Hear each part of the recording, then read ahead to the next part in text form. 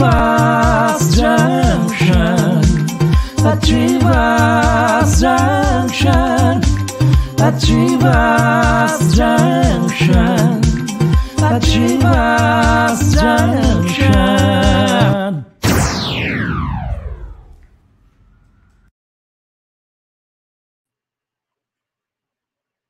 Good evening, everybody in India, and good morning here in US. This is Rudra Dubey in Global Viewpoint program, third episode at Achievers Junction. We have a very eminent guest today, Dr. Subramaniam Swamy, who is Member of Parliament Rajya Sabha, and he is a great scholar and economist.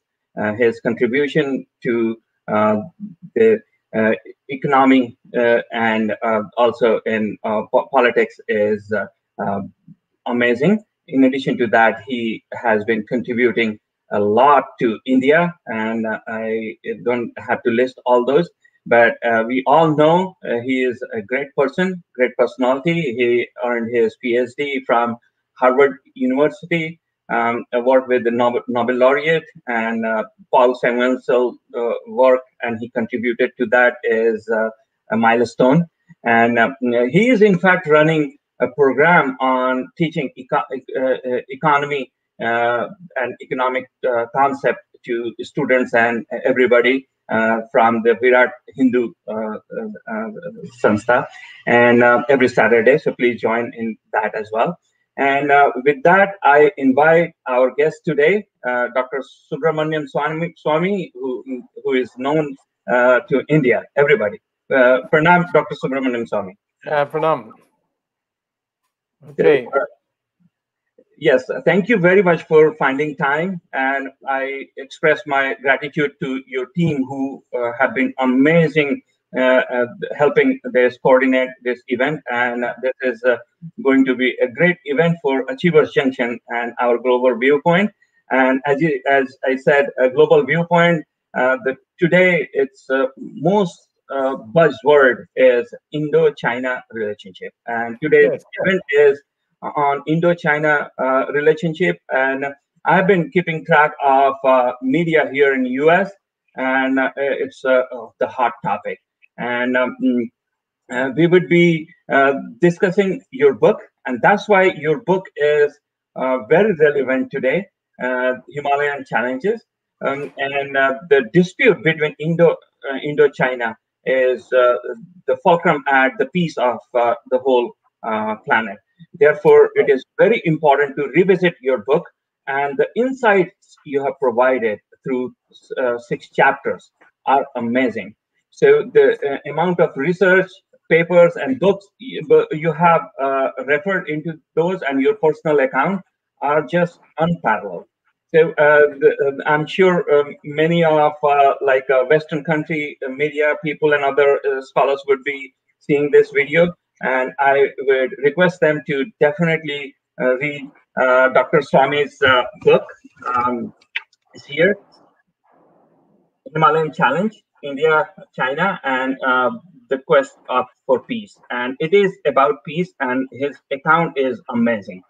So with that, Dr. Swamy, I would start with this, that India and China share a lot of cultural ties. Way back before the Indology they started to put together about India. And those ties have been going for a while, and then they got dissipated due to some events, and we ended up into border dispute. So could you please elaborate on that? Well, I see this is a fascinating subject. Although when I came to Harvard and I started working on a PhD thesis, I had 2 great advisors. One was Simon Kuznets, who is the father of GDP and national accounts and quantitative aspects of economic growth. And the other was Paul Samuelson, who was regarded as the Einstein of economics in those days, and still is, although he's no more. But I was a student in his course, his most advanced course in mathematical economics. and also later on became a co-author twice on the theory of index numbers, one published in the American Economic Review and the other in the Royal Society, Economic Society of Britain, and Cambridge University publication called the Economic Journal. But I was fascinated with China because when I arrived in the United States to get my PhD, for my PhD course, China and India had a war in September '62. And I arrived in September. And the TV was nothing full except the humiliation of India. And then that's how I began thinking about China. And so I finished my PhD very fast, did my PhD generals in 6 months. So I could finish my PhD in another following year. And then I became an assistant professor. So I had lots of time, plenty of money. And so I said, what else I can study? So law and China, the two things. I went to class, learned Chinese language, and then I started teaching courses in China on the economy of China and India at Harvard for about 7-8 years before I came back. And of course, I kept going back. So I mean, this constant touch was there. In 1977, the Janata Party came to power, and I was elected to the Lok Sabha in 1977 with a huge margin. So I became an office bearer in the parliamentary party and so on. And at that time, the then Prime Minister asked me, "Is there any way we can be good friends with China?" I said, "There are ways to do it, but we have not followed any of that in our history." And so if you go back in history, you learn 2 or 3 amazing facts, which I brought in my book. One is our contact is very long, at least 2,500 years, could be more, because this dating system, the British scholars of Indian history and Chinese history have screwed it all up. So I don't want to refer to which AD and which BC, but I would say a span of at least 2,500 years. The Ming Dynasty in China was when our contact with China became enormous. And it was mostly Chinese scholars coming to India to get Sanskrit documents on Buddhism, and Indian scholars going to China and educating them. For instance, if you go to a place called Shaolin, where the martial arts were taught, it was taught by a Tamilian Buddhist scholar called Bodhidharma, who went there, and there he taught them how to non-violently defeat an army without taking weapons, because the Buddhists, don't believe in bloodshed. And so the Wushu, as it's called in Chinese, the art of war, it's when you write it in Chinese characters and read it as a Japanese, because Japanese and Chinese also have common characters, though it comes as karate. So Wushu was taught by a Buddhist scholar from India, Bodhidharma, and the Chinese picked it up. And even today, if you go to Shaolin in China, you'll see a placard that here is a Buddhist scholar from India, which they call it Hindu. Even today, they call ourselves Hindu. Hindu Go means the Hindu Rashtra. So it is the communists that your masters in China call us Hindu Rashtra. Why are you objecting if we say Hindu Rashtra? So if you go there, you can see it. And there been this exchange, and it was always peaceful. The 2,500 years till 1962, we never had a conflict with China on the border. So what is it that changed? So that has to be understood in the background of this. We had an intellectual relationship, and we've overpowered the Chinese with new ideas, and that is recorded in a tricentennial, that is, Harvard was founded in 1636. So 1936, they had a tricentennial celebration where they called scholars from all over the world. And from China, they called the then president of Beijing University, or what was called Peking University, Dr. Hu Shi, a great poet. And he was invited and asked to give a speech on a topic of his interest. And guess what? You can go to the Harvard library, Widener Library, and get the tricentennial volumes, and you will find his speech is titled "The Indianization of China, a Case of Peaceful Borrowing." And it describes how the Chinese were captured. Their mind was captured with fascinating ideas from the, by then, the Mahayana Buddhism, which was almost like Hinduism. This was the Hinayana Buddhism, which went to Thailand and Sri Lanka and all, which was the conservative hardline and very, very strict rules they had. But the Mahayana Buddhism, which slowly came with the Hindu concepts, sort of get better, especially after Shankaracharya, Adi Shankaracharya. So what he says is that the Chinese were fascinated by all this description of monkey kings and gods and the Pushpak Viman, all this thing. And he says we got thoroughly brainwashed. He was not happy with that. He in fact said, in this now modern world, now we are now talking about 1936, when India was under British rule and had a very poor reputation because the British historians made it that way. And at that time he said that because of these Hindu ideas, China is being held back and we must overthrow it and get in modern Western values. So right up to 1750, India was far ahead of China in economy. And there was a one-way traffic from India to China. There was something from China too. I mean, silk certainly came from China. But largely, the intellectual way was one way. And after India came under Islamic rule and then after British rule, our contacts started withering. And then the British used us for the Opium War. So Indian soldiers were taken by the British to enforce the Opium War, and slowly our contact with China just went off. So now the stage we come to is when India became independent.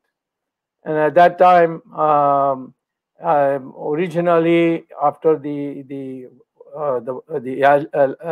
alliance partners, or what was the Grand Alliance as it was called, Roosevelt, Churchill, Stalin, and Chiang Kai-shek, they formed a committee, and that committee, and of course the French, Mr. de Gaulle, these five people came together and formed the United Nations. And at that time, Roosevelt was of the view that India should also be made a partner, but Churchill said, nothing doing, they are our colony. You can't bring them and make us sit on the equal footing with us. So India was not part of it, but the Security Council, which had 5 seats, veto seats, were given to, with China being represented by Chiang Kai-shek. By 1950, Mao Zedong had overthrown Chiang Kai-shek's government. To be exact, on 1st of October 1949, he unfurled the communist flag in Beijing. And the Americans throughout, got rid of the membership of China, said, no, we cannot accept a communist, and then offered it to India. And so India, Mr. Jawaharlal Nehru, grand old man who could donate anything of India to anybody as his personal property, he said very clearly, and it's all recorded now, it's there in my book, that he said that we cannot accept this 5th veto holding chair because it belongs to China, and China means the People's Republic of China. And of course, the Americans didn't agree for a long time, till 1971 or 72. But that seat remained vacant because India refused to occupy it, and the Chinese were not welcomed by the Americans. So, I mean, we started by this large heartedness, so to speak, most ill-advised. The Chinese, Mao Zedong had a very clear mind. So as soon as they took over, in 1951, the army went to Tibet. and they went into the border, and after Yunnan and Sichuan, you get the border. So they were at the border, and the Dalai Lama that time, the present Dalai Lama was a very young person. He became only in 1939. Dalai Lama is a 5-year-old or 10-year-old boy. But he and Panchen Lama, they signed an agreement that Tibet will be part of China's suzerainty, which was the position throughout the history. I want our people who go on talking about Tibet, please recognize that the only time Tibet was an independent country was between 1913 and 1930. Not before, not after. It was not a colony of China, but it was a suzerainty. China had a suzerainty. Dalai Lama could not be sworn into the office unless he got a ring from Beijing, from Peking, that time it was called. And that for that ceremony, the delegation would come from China carrying that ring and put it on the finger of the Dalai Lama. So in 1939, the present Dalai Lama, the ring was put in by the Chiang Kai-shek government. So now in 1951, 52, as the Chinese began to get hold of Tibet, the question became, the British had set up a lot of posts inside. Do we withdraw them? Now, the Chinese only wanted at that time, the communist Chinese, the acceptance of this suzerainty concept, with the independence for internal, governance left to the lamas. But for some reason, which for most ridiculous reasons were given by Nehru afterwards, he announced that he accepts China's suzerainty over Tibet. And later on in Parliament, he said, well, you see, the Chinese don't have a Chinese word for suzerainty. They have only one word, which is for sovereignty, which in my book I said is rubbish. There is Zhongwu, and there's a difference between these two words. And one has an extra character in the front, which makes it a suzerainty. So we literally gave it away. Sardar Patel had seen that, and I've included his letter in my book, where he says, they have come, we may not be able to support them. We may not be able to go onto their terrain and fight with the Chinese, but let us at least have an agreement, because there is an unresolved matter about the border. And in the eastern sector, there was a line which now everybody refers to as the McMahon line. Actually, there was no McMahon line which the British government accepted. There's no McMahon line which the lamas of Tibet accepted. Only the representative who was bribed by the British, he is the only one who put the signature, but he was disowned by the Tibetan government. And the Chinese never accepted it. And so it was a notional line which was drawn, and the British was so angry with Sir Henry McMahon, who was then Foreign Secretary in the British Indian government, that they removed him and sent him as ambassador to Egypt as a punishment posting. It was much later, in the late mid-30s, when a British botanist got arrested in China, and they said that arrested in Tibet. The British took the stand that he didn't know that there was a line drawn, and he was in a monastery in what is now called Arunachal, and so on. And it is that time when the Chinese Tibetans said, but this monastery, this temple, a Buddhist temple, is ours. That is the Tibetans. So the British cooked up this thing about the McMahon line, legitimized the McMahon line, and said, no, it is below the McMahon line. And that's how the McMahon line came into work. They technically changed the map, McMahon line. That's right. It's very good. They forged the map. Yeah. And there's only two places in the world where you can get the original authentic map of 1911 or 1912, which was, of course, not ratified. And that is Harvard's Widener Library. And I personally went and brought it out and saw it to be convinced that then I put it in. A lot of people are very happy that I was unhappy that I was pleading the Chinese cause. I was only pleading facts, you see. And the fact was that there was never a McMahon line. But today, McMahon line is, for us, something we can insist on, because surprisingly, for some inexplicable reason, the Chinese, in their border treaty with what is now called Myanmar and used to be called Burma, they said in their treaty that the international boundary is the McMahon line, and they gave it a new name. Okay, I mean, and so if you have accepted it for the Burmese, there's no way we will not insist on you accepting for us also, because with us they use the argument, this is an imperialist line, how can we accept it? We communists can never accept it. Well, you accepted it for Burma, and as far back as 1963. Maybe name is a red line. Maybe name is as a red line. Chinese, they love red color. Yes, some name they gave, but it was McMahon line, because in the documents they say what is the McMahon line. So now we are compared to the current situation. We have been fools all along. We didn't listen to Sardar Patel, who said, don't agree to Tibet unless they agree to the McMahon line. Yes. Yes.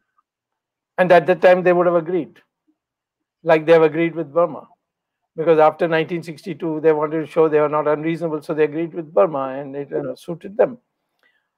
So then he also said, please don't promote them, because they are communists. That's also Sardar Patel's. Is ignored, and in fact, Nehru wrote an insulting reply as in the form of as a note for Sardar Patel, the Deputy Prime Minister, to read, not a reply to Sardar Patel's letter, saying that these international matters, you see, we cannot bring in domestic concerns, and so on. So throughout the 50s, we never raised this issue. There was another occasion in 1954. And that was when we had signed the official treaty declaring Tibet as a part of China. And that at that time also we could have insisted. But Nehru said, no, these things, all our people are attempting to divide us and the Chinese. That time, and Jawaharlal Nehru was very pro-Soviet. I don't know why. I have a theory on that, but I will not say it on this program because it's too sensational. Tashkent file. I'm seeing Tashkent file, but I know that something to do with Subhash Chandra Bose, but I won't go into that just now. So it will take me too far afield. I would say that right from the beginning, he was taking favorably on China because of the Soviet Union, not because he wanted to promote China. In fact, Jawaharlal Nehru's relations with China deteriorated as Russia's Soviet Union's relations started deteriorating. In fact, in the late 50s, after the failure of the Great Leap Forward program of Mao Zedong, the Russians pulled out all their industry, all the blueprints, all their experts, and walked out, thinking that China will collapse. It didn't collapse, even though they had a terrible famine and all that in 1960. So what I'm saying is we were following the Russian-Soviet line to appease the Chinese wherever necessary. We defended the Chinese as the appropriate legal country for occupying the UN Security Council seat right up to 1971. And then the Americans took over and it became a reality. So we, first of all, have been what in American language they call being had by the foreigners in compromising on our national interest. But what surprised me was in 2003, Mr. Vajpayee went to to Beijing.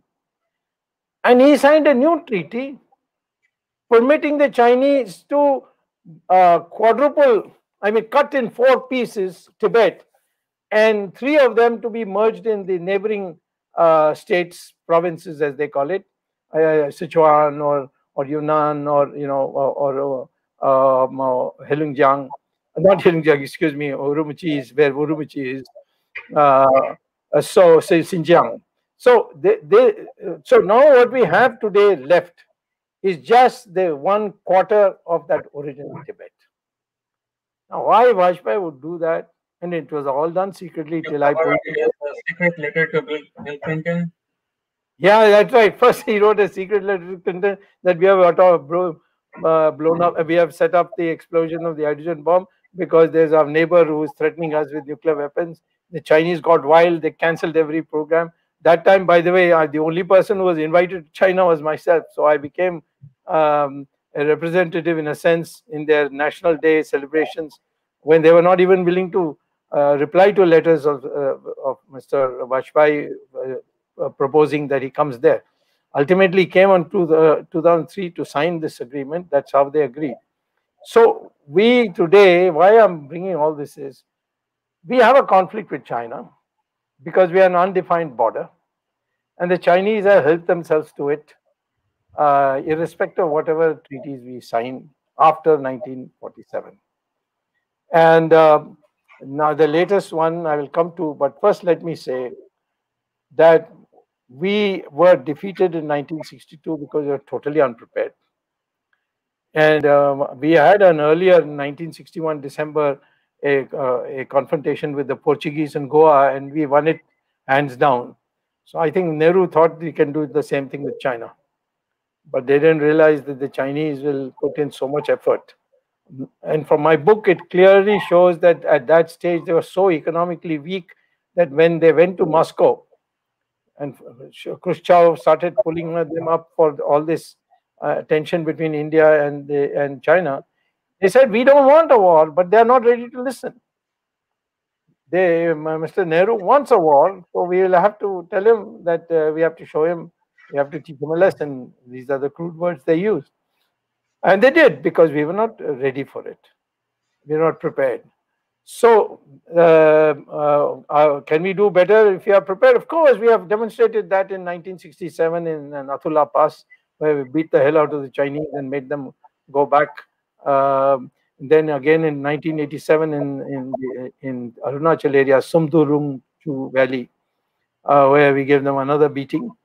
And they have not been very successful in Ladakh, although before we came to power, they had occupied parts of Ladakh during the UPA period. And that is the Depsang area, for example, very crucial area, very near the POK border and to the Karakoram Pass and those icy areas on the border. So we have performed extremely well in battle. But by the way, none of the battles there have been gunfire. It's been in in Kalwan, Mukkamari, you see, and we have done better. People, 20 people died. 20 is now a small number, and we grieve for that. But at least 42 of Chinese. One of the defectors from China to the United States said no, 113. But I'm saying even 42 is a lot.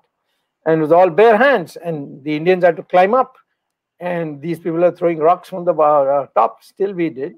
We went and easily occupied in what is on the other side of the LAC, which is the Kailash range in Pangdong. There are hills next to the Pangdong Lake, and that we occupied it. But now in our talks, it should have been a bargaining chip, but we have withdrawn it. But Chinese have not withdrawn from Depsang. So we are now in a situation where are we going to use military force to recover our territory? Can we do it? Yes, in my opinion, you can. I've been a member of the Parliament's Defense Committee for years. And I even today lectured to the military and I keep abreast of all our capability. We can, but somewhere there's a hesitation on the part of our government, which I am not able to fathom why.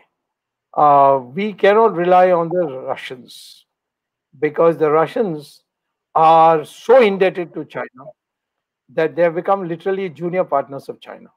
They cannot go against China on anything. So to say that the Russians will be, these Russians are not the original Russians we know. That was Soviet Union, where China was the weaker party, and that was a huge, strong party. And Mrs. Gandhi and Jawaharlal Nehru had very strong connections with the Soviet Union, so the Soviet Union was keen to protect them. And so that situation has changed. Today, Russia is not Soviet Union. Russia is not a communist country. Russia is a crude dictatorship. And that dictatorship is run by a very diabolical minded person, and that is Putin. He's a smart guy. In a grudging way, we can admire him. But he is someone who is very clear that he cannot go against the Chinese. And the Chinese have definitely also said that the best friend we have is not Kim Il Sung or whatever his name, Kim Il Un in North Korea, but Putin. So we essentially have to combat with China. And what is it we have to do? First of all, I would suggest that we focus on retrieving our territory because it's a moral principle, and not on opening up new ideas. There are a lot of people, how people get, this Bombay Films has a very bad effect on many of our people. Hong Kong is ours. Tibet is ours. Taiwan we can liberate and make it into an independent, the real China. Well, first you liberate Depsang. Yes. Then I start talking all this, you see. Then we have a problem now. We formed a coalition with the United States, with Australia and Japan and India. Now we are a little bit fish out of water in that, because Japan and Australia are military treaty parties of the United States. We are not. And we are part of the same Quad. So we have to make some adjustments. My view is that we must fight with China on our own.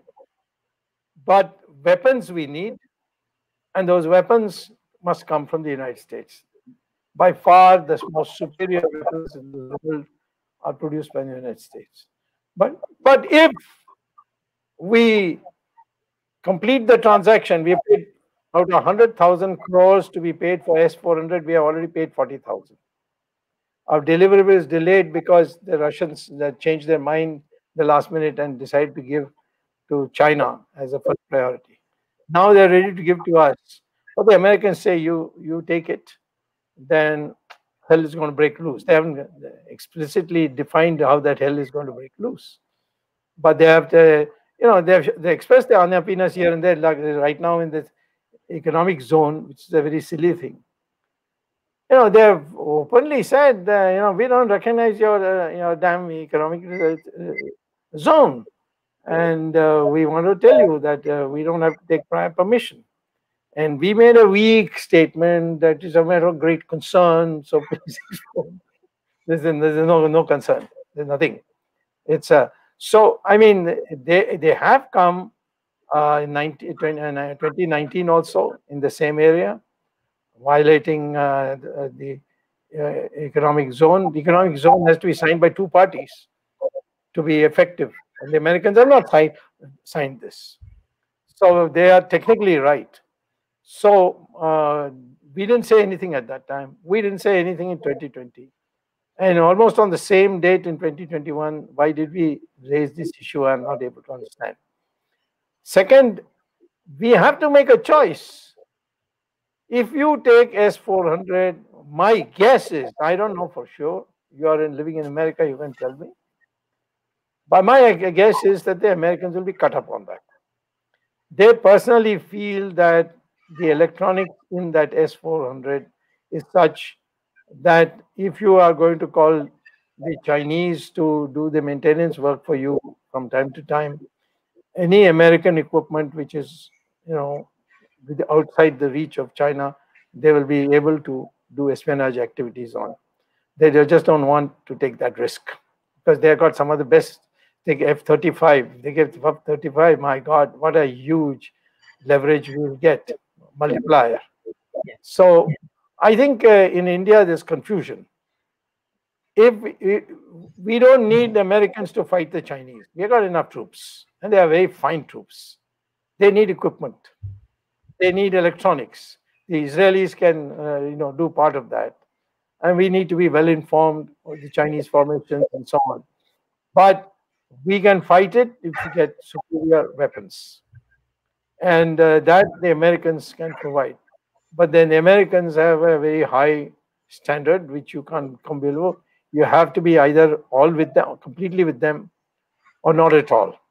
And I think that's a very fair way of doing things. There's all the I'm acceptable all over the world. I'm a world leader.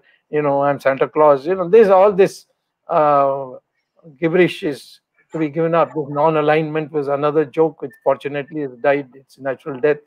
So we must now decide that our first priority is to teach the Chinese a lesson they taught us in 1962. This 1962, which the Chinese very subtly, time to time, poke you with, has to be set aside. It can be done. We have done it in mini operations in Sumdurung Valley and in Nathula Pass. We can do it in a big way in Ladakh.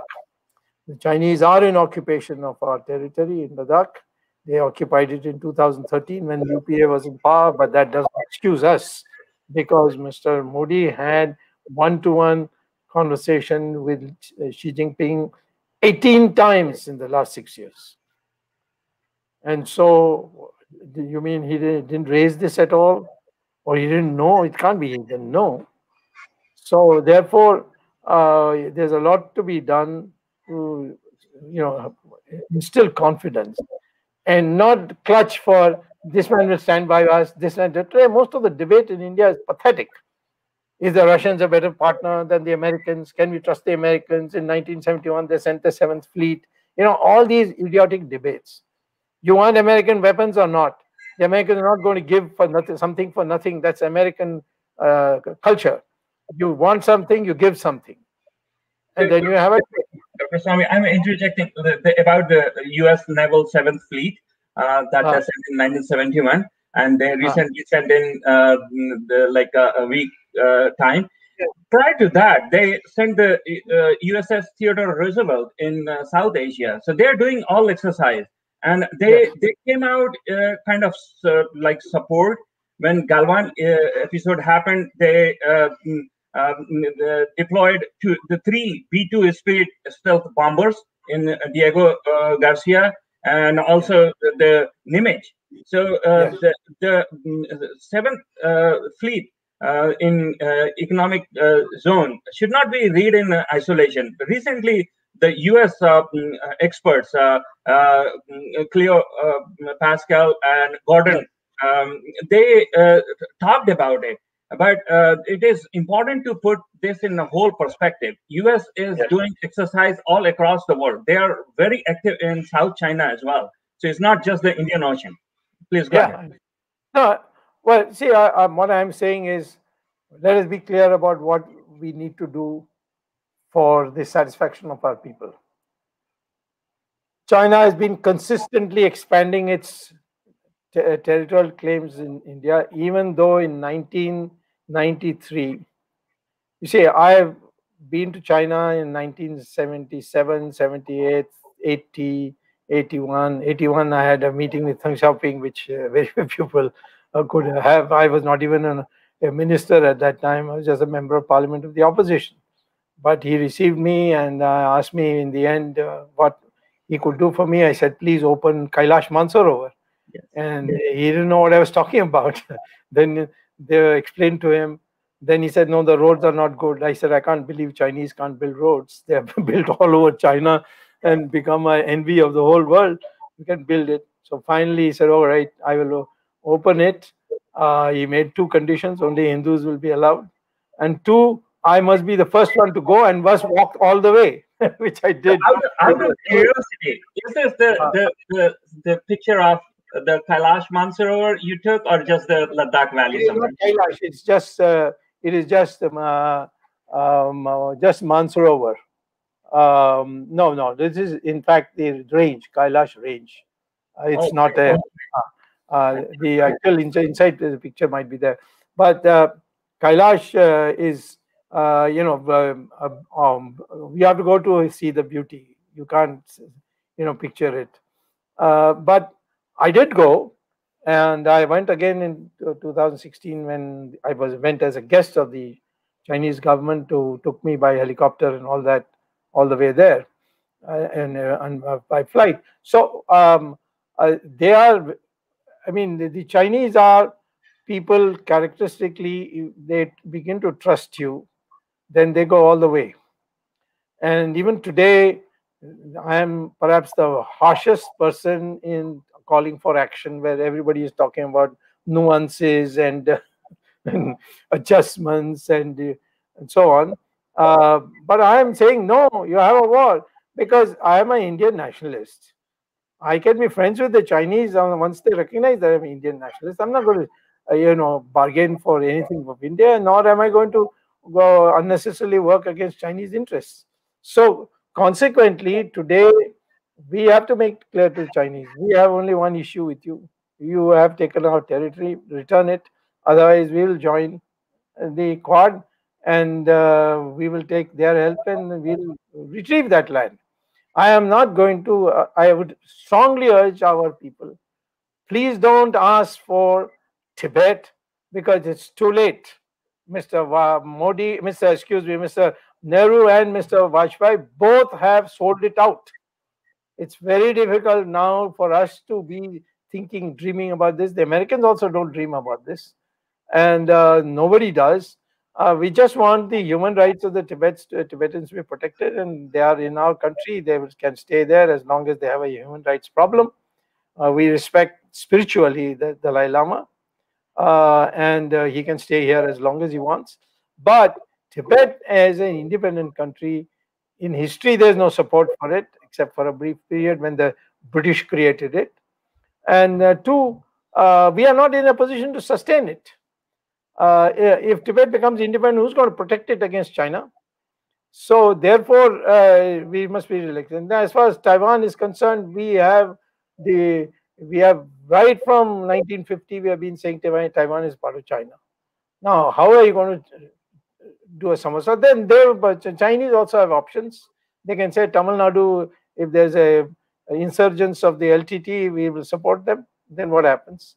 Then the Sikhs, they can support the Sikhs. I mean, it's a messy thing. I mean, everything has a cost. So I would say today that most important is to demonstrate to the world that our army can defeat the Chinese army. And we are in a tremendously advantageous logistics. See, the Chinese have got a long supply line. They have to cross the mountains. We don't. We are right just next to the mountains, and therefore to emerge as a pole. That's what I've been saying. We are, after the United States and China, we are the third world power. Russia is now completely taken over by China, so it's not a factor anymore. What is India is a potential factor. We don't have the mindset yet for it, but we must demonstrate that mindset by retrieving the territory the Chinese have illegally crossed after the 1993 line of actual control that we drew up, in which we did not raise an immediate claim to Aksai Chin, which is now totally in the hands of the Chinese, because we said this is a temporary thing and we'll sit down and settle it. But I'm saying even what we had temporarily agreed, the Chinese have not respected. They have crossed and come across and sat here in Depsang. So we must militarily push them out if they don't go. That we have to demonstrate, otherwise we are not going to be considered as anything of a global power, which we are entitled to by our size, by our GDP, of the brains of our scientists and our achievements in space and in nuclear technology. All these put together, we are a potential global power, or par with China and the United States. Given the logistics that the United States has, we are much more important world power as far as Indian Ocean is concerned. So that Dr. is the focus. Yes. Yeah, Dr. Swami, I will turn your attention a little bit towards your expertise, which is economics, and you have covered very well in your book. And that when you talked about our strength, and now we know it's not a time of the trio of Nehru and Menon and Kaul. It's an entirely different India. We have the public nationalistically charged, and the leadership is very clear in the mind towards the nationalism. So it's an entirely different situation, and two powers are there: the muscle power, the economic, and of course the military power. And you described those, and the geopolitical situation is also favorable given the Afghanistan, US taking interest in NATO is not supporting Quad, it's taking interest in Quad. So it's a very conducive situation. But I would like to get just a minute or two of yours to give the flavor how an economist present that how India is strong. Many numbers may not make sense, but it's strong. Please provide that insight. Well, see, first of all, we were ahead of China till 1730. And then the gradual decline began. China was certainly attacked by the imperialists, and they took their money and all that, but they didn't run their government. In our case, the imperialists ran our government and sucked as much of the resources as possible. After 1947, and for them 1949, from 1950, if you take up to 1980, the growth rate of both countries was about the same. Although the communists in India were saying that China is growing at 10% and we are growing at 3.5%, which they derisively called the Hindu rate of growth, when it was the communist rate of growth, the socialist rate of growth. But anyway, our growth rate is the same. Then Deng Xiaoping came and brought all these reforms, and the growth rate shut up and China got ahead. Then first Mr. Chandrasekhar and myself came and we started the reform process, and then Mr. Narasimha Rao took it the whole hog. And we went from 3.5% growth rate to 8% in just 5 years. I mean, the man, Narasimha Rao, is not, everybody's forgotten him, but it was a great contribution to our country, and I think he's fit to get the Bharat Ratna. But after that, we have been 6% like that. We have been going. We haven't had the second push. We got enormous potential. We got 60% of the world's thorium is in our country, in the sands of Kerala and Tamil Nadu. If we can complete what Bhabha started off and Manmohan Singh gave up in 2005, and that is the conversion of thorium into usable uranium, because uranium will be exhausted by 2050. So that is one enormous resource. Second is desalination of seawater. Why should we have water problem? Why should we have a quarrel between Tamil Nadu and Karnataka for water when you've got this huge possibility of desalination of seawater? The whole of Israel doesn't have much of a river, but you can get water, beautifully filtered water, and their taps 24 hours a day. And Saudi Arabia also uses Israeli technology for that, and so is the UAE. So we should use that. We have, if our scientists are capable of building a hydrogen fuel cell car, that means you are dependent on crude oil of the Middle East coast. The potential is enormous. Indians have demonstrated abroad, in the United States, in UK, in Germany, everywhere Indians are doing very well except in India. And so we have to understand why. Because the opportunities have not been provided. Research is research is funded by government is full of bureaucratic problems and hassles. So we have to have that mindset, number one. Number two, in our country, we are all the time, the government's only looking how I can extract resources. But that process, we are in fact destroying the capability of generating resources for development. For instance, taxes. Why are you having these taxes at all? Hardly 3% pay taxes. And it's a harassment. This is the group that saves money. And so I have been advocating abolish income tax. And what you will see is that this money, people are not going to throw it, extravagantly spell it. Indians are great savers. Household saving is 80% of our total savings. No other country of the world, households have such a high proportion of total savings in the economy. So induce people to save more, put the fixed deposit rates presently 6% to 9%, lower the interest rate so that for loans, so that we can have more investment. The small and medium industries will be greatly benefited. They produce a lot of 60% of our industrial production comes from them, but they are affected by every year somebody raising interest rates. These interest rates on loans should be very low. In the United States, you can get a loan for 2%. You see, but in India, it is 11%, 12%. 12% is the prime lending rate, and because sometimes after paying bribes, you pay 15%. So the India has got potential. We can grow crops 3 times a year in a country because we have sunshine. The United States can't do it because they got snow. Europe has got snow 5 months of the year. So I mean, enormous. But yet we use only 25% of our land for double cropping. You can grow 3 crops in a year without difficulty, and if every plot has double cropping, then it's 6 times. And our yield per acre is the lowest in the world. Why? Because they don't get pesticides properly, they don't get fertilizer properly, and so agriculture, in fact, in my opinion, is the biggest export sector for us. These are questions of mindset. We are still working on fiscal deficit. I mean, as an economist, I get angry when all these politicians start telling me about fiscal deficit. I say, what the hell does that mean? That you mean I can't print notes? If the country is having a demand shortage and a supply excess, then printing notes for which there is no gold standard, nothing anymore.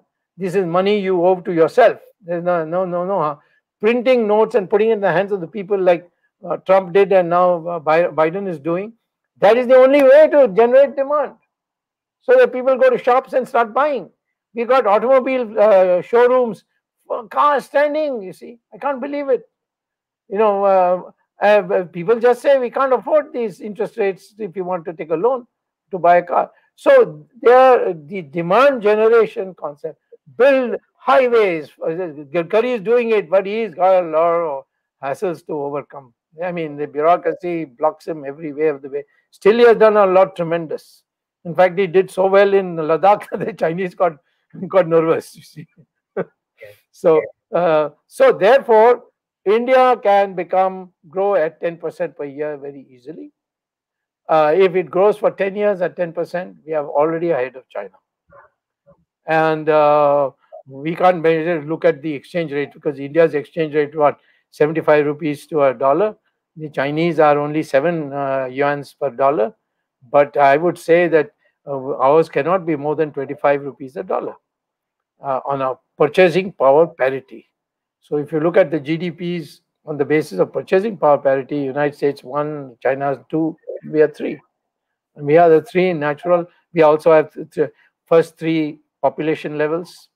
We have territory, almost the first 3. India is a little behind.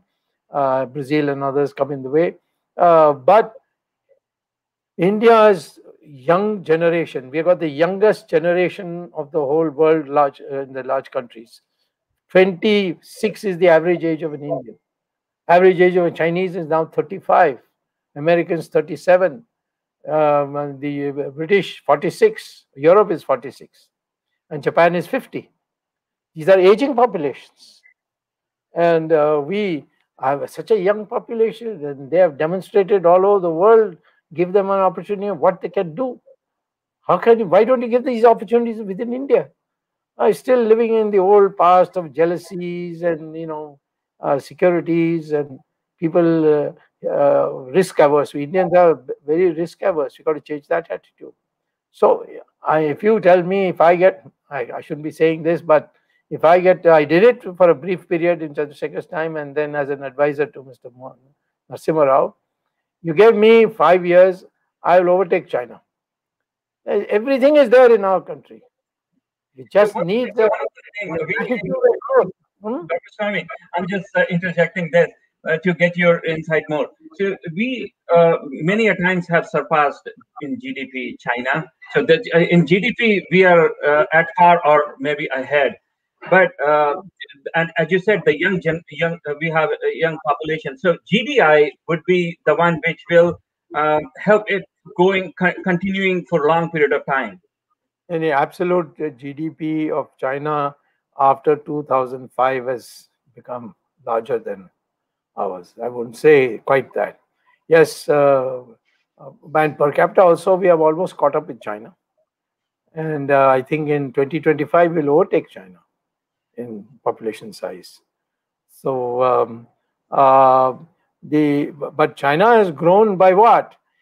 China has grown by getting semi-processed goods from East Asia, adding value to it and exporting to the United States. They have a deficit in trade with East Asia, but a huge surplus in trade with the United States because they have produced all these advanced goods, electronics, everything at a much cheaper price because their labor is cheap. So they get Lenovo, they only get the circuit, and then they put the keyboard, they put the screen, and then put Lenovo made in China. It's not a Chinese. Lenovo is not Chinese. It's only the peripherals are Chinese. But that's what they've done with it. It's not Chinese. Don't have an industry proper. What they have is the value-added companies which have been brought in with the help of foreign investment, and they get it from East Asia. Now, they are not able to get from East Asia because their labor, Chinese labor is also high. But these people are not coming to India. They are going to Bangladesh. They are going to Vietnam because we have got all these cockeyed laws. This GST is such a disaster.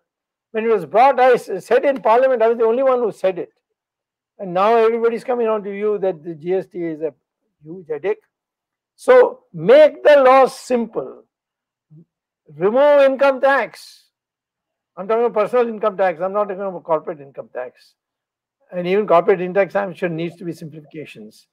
And excise tax needs to be, a lot of it has to be cut off because we get small, minuscule. I think out of 4,000 commodities, I think only 21 commodities give you 90% of the excise tax.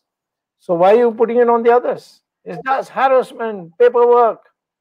So the problem with India is all these obstacles that are there. Remove them, India is going to grow very fast. We got 50 million cows in the country, and the average milk is only 200 liters per year. You know what an average is for an Israeli cow? 11,000 liters per year. Imagine if our 50 million cows started giving A2 milk, which is a special milk, at 11,000 liters. My God, we'll have to swim in milk. That much milk it will generate. You can export it because the Indian milk is the cheapest. So we have not gone in a positive. It's basically sitting and managing like accountants, whether the budget balances, whether the the deficit is small or large. What are you worried about? If there is shortage of demand, you should have a deficit. That's what I would say as an economist. And if you have a shortage of supply, then you don't have a deficit. You don't want the purchasing power to be put in the hands of the people. So you have to do the economics in a way economists think. You see, the Prime Minister one day got irritated because I said he doesn't know economics, so don't blame him. He said, I will double our GDP in 5 years to $5 trillion. And everybody like parrots started saying $5 trillion, $5 trillion, $5 trillion. If you are going to double in 5 years, any calculation will show you it means a 14.8% per year growth rate. Your growth rate has been, our growth rates have been coming down since 2016. And before the corona hit us, the last quarter, January 1 to March 31st, we are down to 3%, which is even lower than the Hindu rate of growth, you see, which we had in the 50s. So why is this happening? Because people are not investing. People are harassed by taxes. People say, what is the point? Let's enjoy life. So their saving rate, which used to be 36% of GDP, is now come down to 29%. It started to climb up a bit because of the corona, because people are not getting opportunity to spend. But then that is not a healthy situation. Today is the day when Bernard Buchner coined the term Cold War. And now Cold War is shifted from one country to the other, and US is the common factor. So I'm going to your last chapter in the book, Strategic Choices. And strategic choices is dependent on the major factor, Cold War going on, and how the geopolitical situation across the world is. So EU, NATO, Merkel and Macron, they are kind of shrugged off the idea of coming along with the US. And Afghanistan situation is weird. And Pakistan and Russia playing according to the game plan of China. So you provided two options. Option A, Indochina, and option B, India with US and allies. And Quad is reinvigorated these days. So would you like to add something beyond what you provided in your book, so that we know that this is coming as a next book or next insight from Dr. Okay. Well, first I'll say that as far as Russia is concerned, I'm 100% with the United States. They are up to no good. And Mr. Putin is an old KGB product. And what he's doing inside his country is happening in all dictatorships anyway. But we had great hopes from the Russia when they became democratic. Glasnost and perestroika and all these things. And we thought it would stabilize because it was a sudden thing. But suddenly, after Putin coming, it has been increasingly becoming totalitarian. People are, look at that opposition leader, who was poisoned and he escaped. Now they caught him and put him in jail, and he's in. I wouldn't be surprised if he doesn't come out alive. I mean, he didn't care. Journalists have been killed. So I would say that I don't want. First of all, the Indians must realize this is not the Soviet Union Russia. This is that was a different ideological structure, which of course I was against at that time anyway. But the fact is that that's different from Soviet Union, the Russia today. Russia today is just an ordinary dictatorship. And Putin has got a fine mind. I mean, you can admire even your enemies, but the fact is that he is diabolical. And what he has done with Pakistan, and how he has, forced us to go and deal. And then now we are saying that the UAE ambassador is saying in Washington that it is we who brought Pakistan and India together. I mean, we have such big issues with Pakistan. How many times are you going to learn the hard way? We have fought 4 wars. Each time we made up and lost everything on the table. We win on the battleground and lose on the table. And we're doing it again. I mean, what is there to talk with Russia, with Pakistan? That they won't send terrorists to India? That is their international commitment. We don't want to have peace with them just because, in order to induce them not to send their terrorists. How do I know they will do it? They are just like people say it's like a dog's tail. You can't straighten it. You can, no matter how much you massage it. So I would say the way Russia is going about harming Indian interests in a very subtle way, I would say that as far as Russia is concerned, we should be completely with the United States. However, China is our neighbor, and we have to deal with them. We can't rely on the United States. We can rely on the United States that they'll give us good weapons. We are not going to side with China against the United States. But India and China should have normal, healthy relations. And I think if Xi Jinping is replaced by someone else, changes can come. Mao Zedong was replaced by Deng Xiaoping, everything changed. They even gave up Kailash Mansarovar, which I thought a communist country would do. So, I mean, does not think of China as China. This is the present leadership. He has made an assessment after 18 times meeting Modi, what he can get away with. And he has been successful. And they have taunt us. In their last meeting with our military, they said, cherish what we have given to you. I mean, they give us some laddu and we are supposed to cherish it or relish it. So the Chinese, and we are not reading Chinese press because the real press of China is something called Nebu. Ne means inside, what is only available to insiders. And somehow I managed to get through my friends in America. Some of the Nebu, they are so nasty about India. When they caricature India as some kind of weakling, that impression has to go the hard way. So we should be friends with the United States to get weapons. We'll tell the America, because in the Quad, you see, both Japan and Australia are junior partners of America. We can't be junior partners, but we can be collaborators. And we say to China, in fact, I've been arguing from beginning, why don't we send 20,000 troops to Afghanistan? Yes. The Afghan civilian leaders, they are dying, hoping that we would do it. Our soldiers will be killed. Have our soldiers not been killed in Galwan? Have they not been killed in Sri Lanka? So, I mean, it's a risk we run. But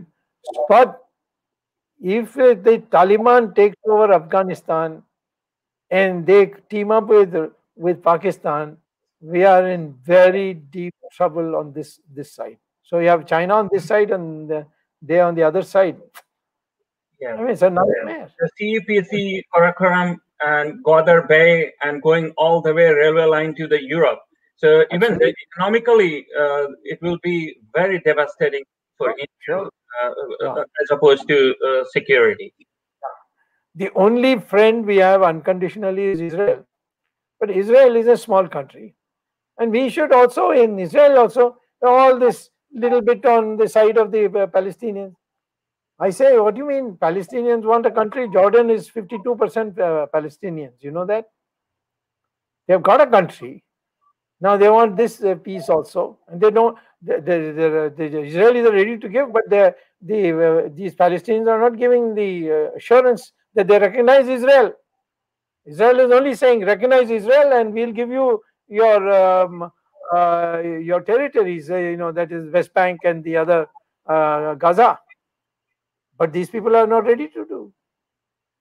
So therefore, we must, be more helpful to the Israelis, saying that our army is available to you whenever you fall short of people, because they are surrounded by 130 million Arabs, and they are only, I think, 8 or 9 million people. So they've been always with us, and therefore these are the places where we should show, cultivating Middle East. I don't understand what is this cultivation. The Americans are there. We have good relations anyway. What's the need for any special relationship and allow them to arrange a meeting between us and Pakistan? Why? You can pick up a phone and have a meeting with Pakistan. Why should you? The Arabs to a chota country called UAE to arrange our meeting. The thing is, this mindset of ours is not yet of that of a country. We are petitioners still. And the Nehru time, all this non-alignment, being here, being there, this total clutter your mind. We are a power. We must behave like a power, even if it takes time, like the Chinese have done. And in my opinion, because they are neighbors, we need to have a bilateral relationship and not a relationship based on the fact that the Americans are standing with us on this. On Russia, I'm ready to go full lick with the Russians, with the Americans on Russians. Yes, the Russians they stood by Chinese even before 1962 war. They misinformed India and they gave a statement against India, supporting China. And also during the Galwan event, they misinformed India. India caught by surprise. So they are not the one who can be trusted. And look at the Lavrov. He visited India. Next day he visited and met ISI and discussed Afghanistan. And now he is pushing Pakistan to have a dialogue with India. So you're absolutely bang on the point. As things are going, Dr. Swami, the folly that happened over the time on Tibet, especially Nehru era, and later on, the final nail on the coffin was in 2003 during the Vajpayee era.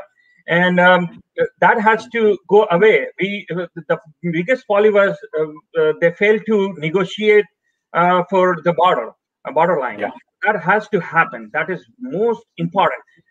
Though we have lost the leverage of Tibet at this point of time, but we have leverage of other aspects. And if Yang Jiangxi can sit in the Alaska and put eye to eye and say no one can talk to us with the strength, India can also say the same thing to China and to any country. It has grown as a power. It's not the 1962. So we should correct that folly and leverage all those strengths that you have described so far and in your book, and take advantage of geopolitical dynamics that is happening in favor of India. So not misread how the different media and China, the lobby are talking in India. Most of all, the economic power is most important to support even the security. And we saw how you brought value to the legal space by working in the law ministry.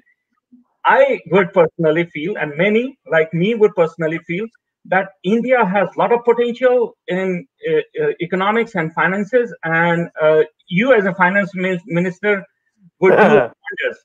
That's my personal view, and I would back with anything, because your background coming out from Harvard, all the way here, and you're teaching people now at this age, it shows the dedication. And I would take a couple of minutes and I'll request the people helping me setting up this to show few pictures how you negotiated with the Chinese, Deng Xiaoping, to get Mansarovar and other things done, and you sat with the confidence to get those things, and then how you have been involved in getting the great publications in economics space. So please, if let's see if we can run those, and with that we would get your concluding remark, and we get great insight. Okay. Himanshu, would it be possible to run a few great images, rare images of Dr. Swami? I'll just wait for a few seconds if that is possible. Yes. Yes, a color image, nobody has it. Yes.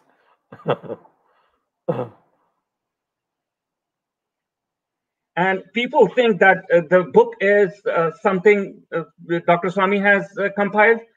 His scholastic insights have got into this book, and he is known for that. And this is the book I'm talking about. So please find time and read this book.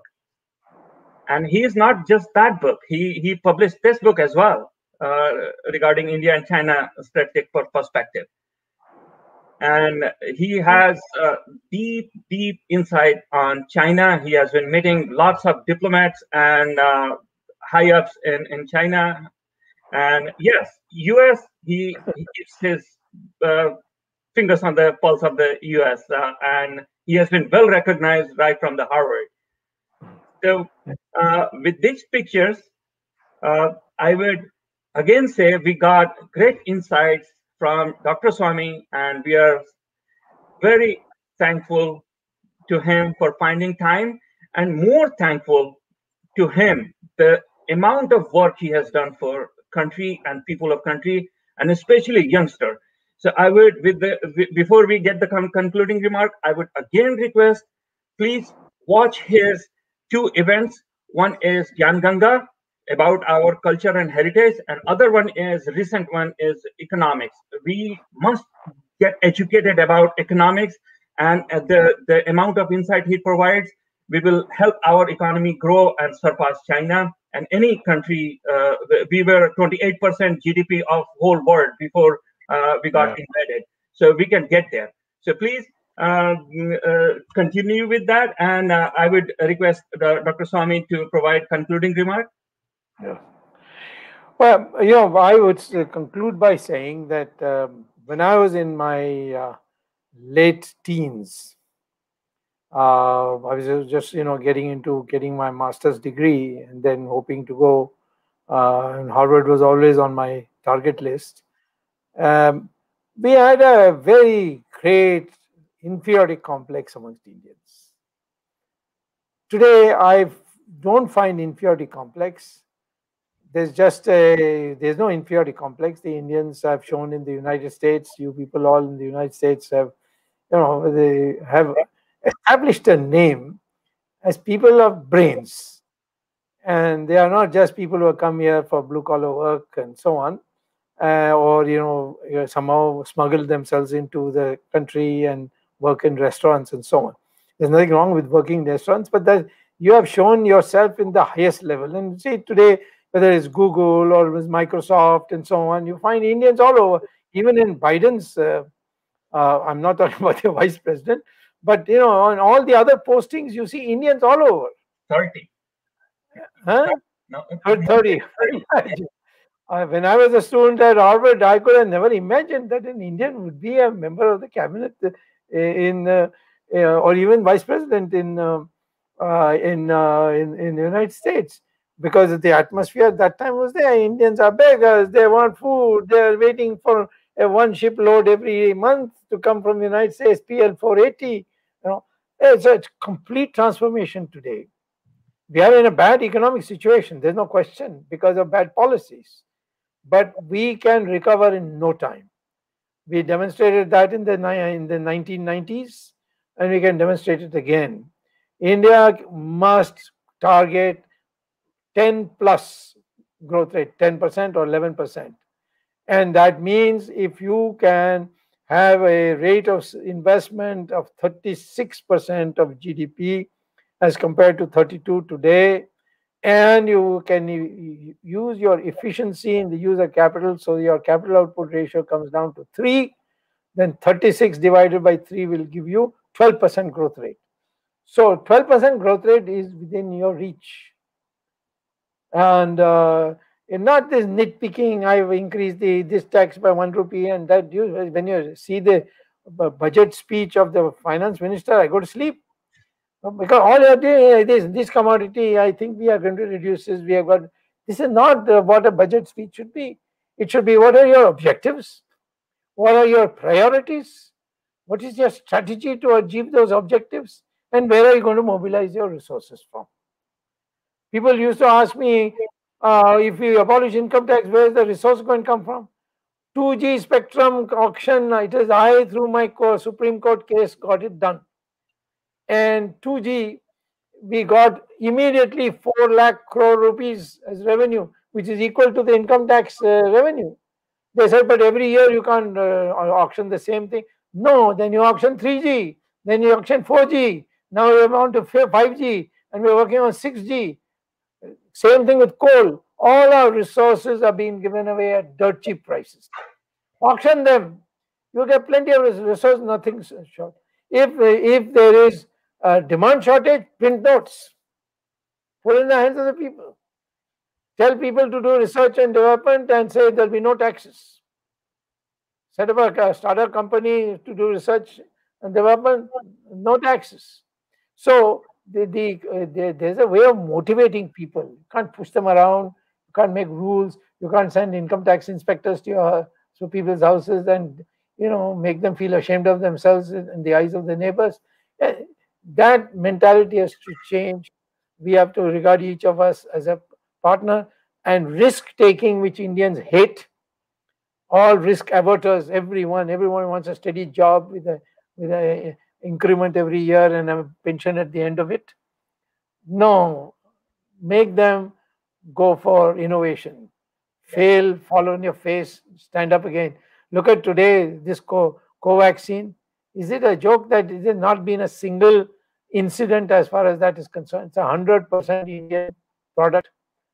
And there was so much opposition to giving them the license till I intervened and made a noise about it. And then along with that other one from Oxford, this was also agreed that Oxford is in a big problem, but not Covaxin. So we have got this capability, we have this history. That self-confidence is what we are lacking. We can do it. We can defeat the Chinese. That has to be instilled. Not, oh, can I get this country in our side? Oh, look at the TV. All the headlines are America supports India. So what? Are they going to send troops to the Himalayas? No. So what is it? You have to ultimately do your own fighting. So this self-confidence, which has been wrecked by 200 years of British rule and 600 years of Islamic invasions, we have lost our self-confidence. We don't know our own history. And that is what mindset development. That's why I spend in most of my Virat Hindustan Sangam conferences, I spend on mindset. You can have 100 goats and 1 tiger, but the mindset of the goat is saying that at the moment he sees the tiger, he'll run, even though the tiger is just one. You can have 5 strong lions inside a circus. One thin ringmaster will walk in and tell them, climb up on the bench. They'll all climb up. Jump through that ball of fire. They will all jump through. Go back to your cage. They will all go. Why don't they kill this man? Because from cub stage, they've been brought up, brainwashed to obey. So this mindset, doesn't matter how much strength you have, how much numbers you have, if you don't have the mindset, you can never perform. And that mindset is what I want to change of the Indian. Yes, we can do it. Yes, we can stand on our feet and defeat our enemies.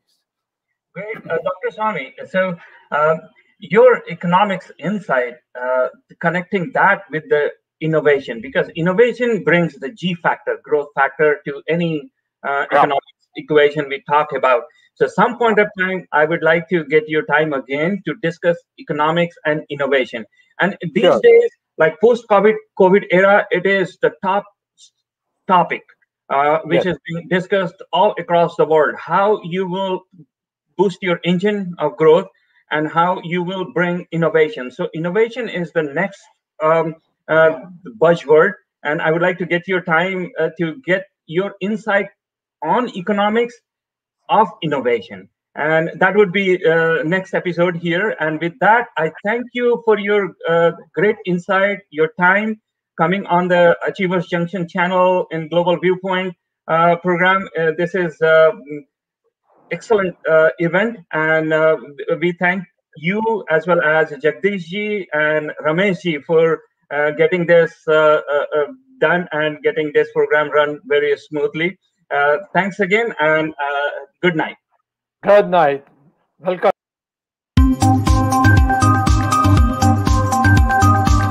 Achievers Junction. Achievers Junction. Achievers Junction. Junction, a Chivas Junction.